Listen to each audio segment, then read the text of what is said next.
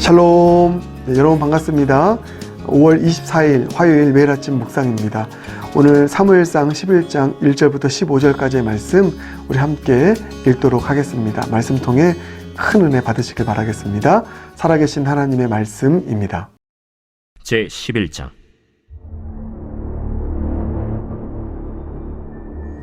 암몬 사람 나하스가 올라와서 길르앗 야베스에 맞서 진침해 야베스 모든 사람들이 나하스에게 이르되, 우리와 언약하자.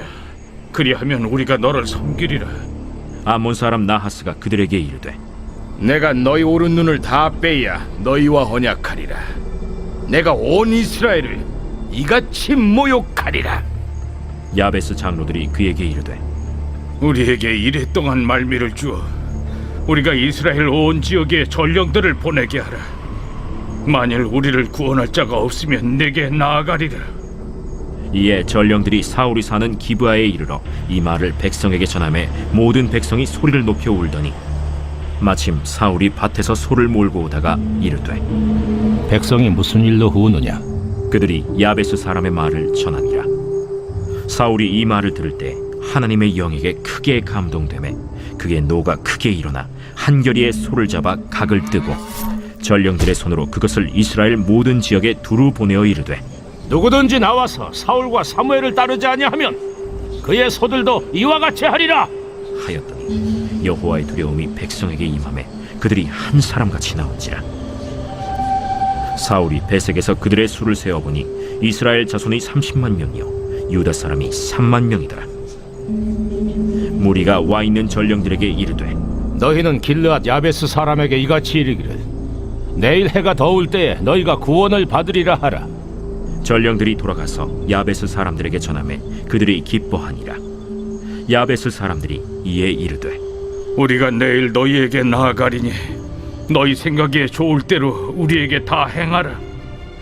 이튿날 사울이 백성을 3대로 나누고 새벽에 적진 한가운데로 들어가서 날이 더울 때까지 암몬 사람들을 치매 남은 자가 다 흩어져서 둘도 함께 한 자가 없었더라. 백성이 사무엘에게 이르되, 사울이 어찌 우리를 다스리겠느냐 한 자가 누구니까? 그들을 끌어내소서. 우리가 죽이겠나이다.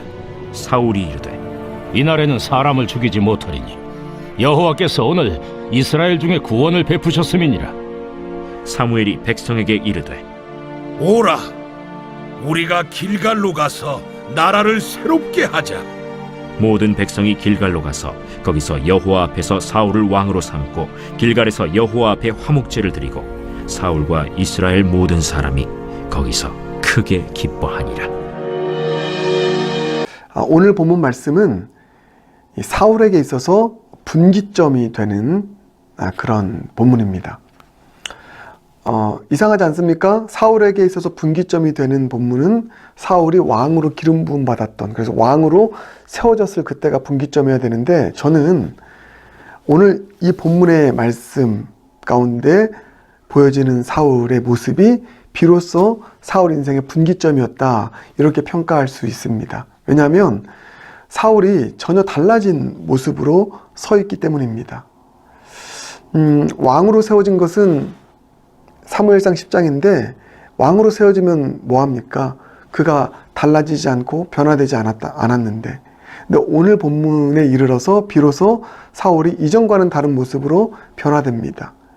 이전에는 왕으로 기름 부음 받았지만 여전히 주춤하는 모습, 또 왕으로서의 정체성과 담대함을 갖고 있지 못한 모습, 또 반대 세력에 대해서 아무 말도 할 수 없었던 그런 소극적인 모습, 왕으로서 옷은 입었지만 왕다웠지 못한 삶을 살았던 것이 이전까지 사울이었는데, 오늘 본문을 기점으로 해서 사울이 달라집니다. 그래서 오늘 본문 보십시오. 암몬이 쳐들어옵니다. 길란 야베스를 치료합니다. 이 소식을 들은 사울이 이제 이스라엘 백성들을 규합해서 일어섭니다. 그들을 통솔하는 리더십을 갖게 되고요, 암몬이라는 나라에 대해서 담대하게 맞서 싸우게 됩니다. 그래서 승리하게 됩니다. 엄청난 변화의 모습, 이 변화의 모습을 통해서 승리가 일어나게 되고요, 그리고 비로소 이때 사울이 온 이스라엘 백성들에게 인정받는 진정한 왕권이 확립되는 그런 일이 일어나게 됩니다. 그래서 오늘 본문이 사울에게 있어서 진정한 분기점이 되는 본문이라 할 수 있는 것이죠. 어떻게 여러분 사울이 이렇게 달라질 수 있었을까요? 이렇게 변화될 수 있었을까요? 여러분 그 핵심은 이것입니다. 6절입니다. 6절 한번 읽을까요? 사울이 이 말을 들을 때에 하나님의 영에게 크게 감동되매, 하나님의 영에, 하나님의 성령에 크게 감동되어서 사울이 이렇게 변화된 것입니다. 이렇게 강력한 리더십으로 또 담대함으로 왕다운 모습으로 일어서서 싸워서 승리하게 되는 그런 이 변화된 사울의 모습을 보여주게 된 것입니다. 핵심은 무엇입니까? 여호와의 영에 크게 감동된 것.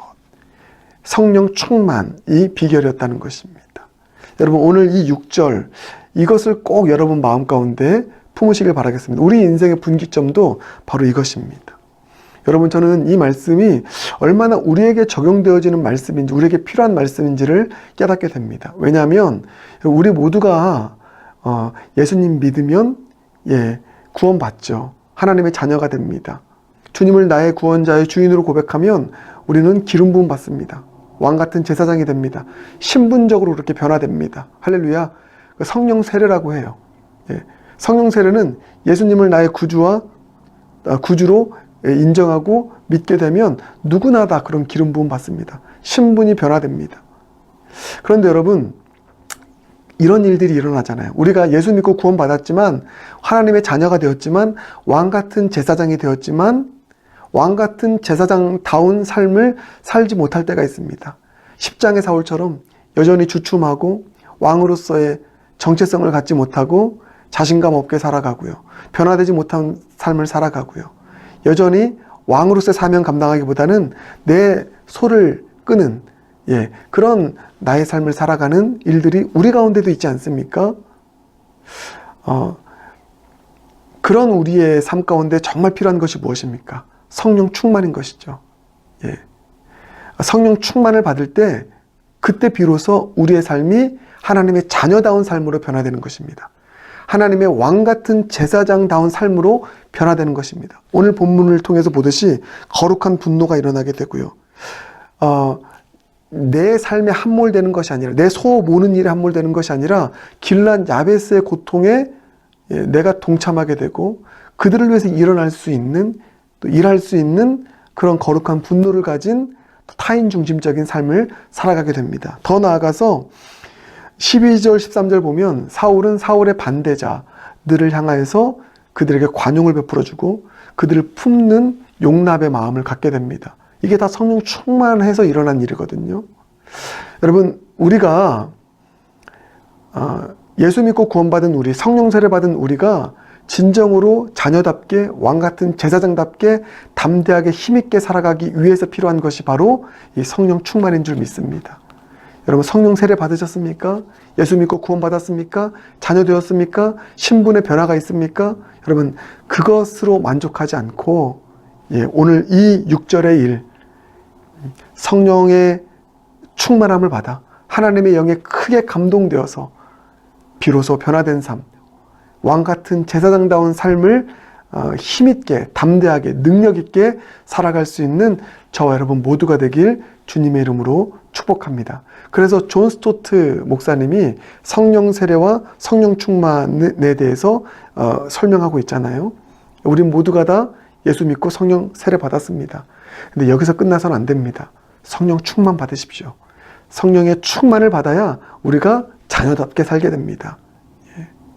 왕같은 제사장답게 살게 됩니다. 성령의 충만함을 받아야 우리는 그때 비로소 진정으로 변화된 능력의 삶을 살아가게 됩니다. 그러니 날마다 성령 충만을 구하십시오.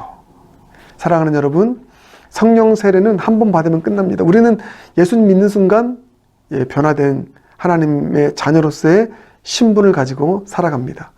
그런데 성령 충만은 우리가 지속적으로 구해야 되는 것입니다. 성령 세례 받은 이후에 우리는 성령 충만으로 살아가다가도 때로는 죄 만나고 어려움 만나서 또 그 성령의 충만의 불이 꺼지기도 하고요. 그러면 또다시 움츠러든 삶을 살게 됩니다.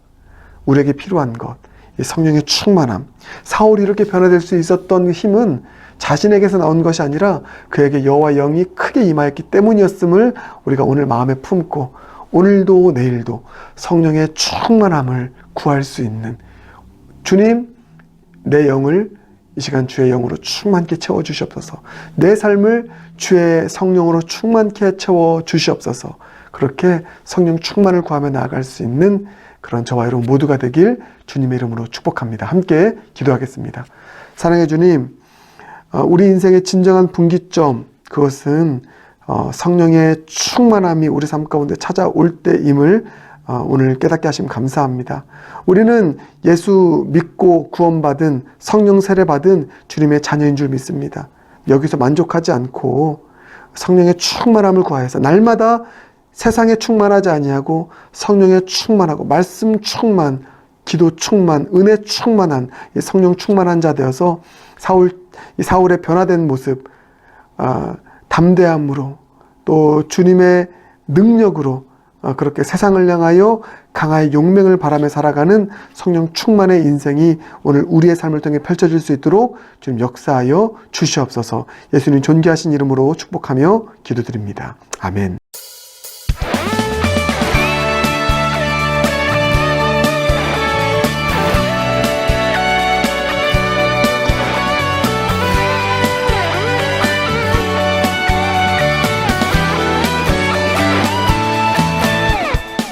성령이여 임하소서. 메마른 나의 심령 위에 주님의 은혜에 담비 내려 나를 벅적 셔주옵소서.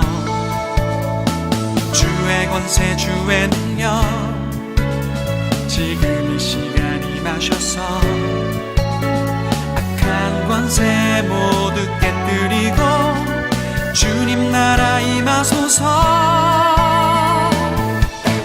영광 할렐루야. 예수의 그 피가 내게 승리 주네. 구원이 되시네. 영광 할렐루야. 예수의 이름이 능력되네. 소망이 되시네.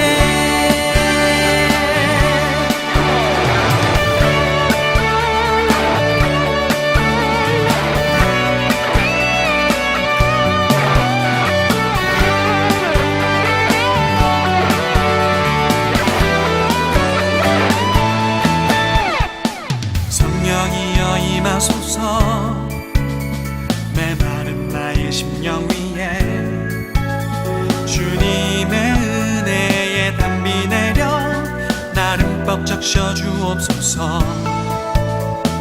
주의 권세 주의 능력 지금 이 시간 임하셔서 악한 권세 모두 깨뜨리고 주님 나라 임하소서.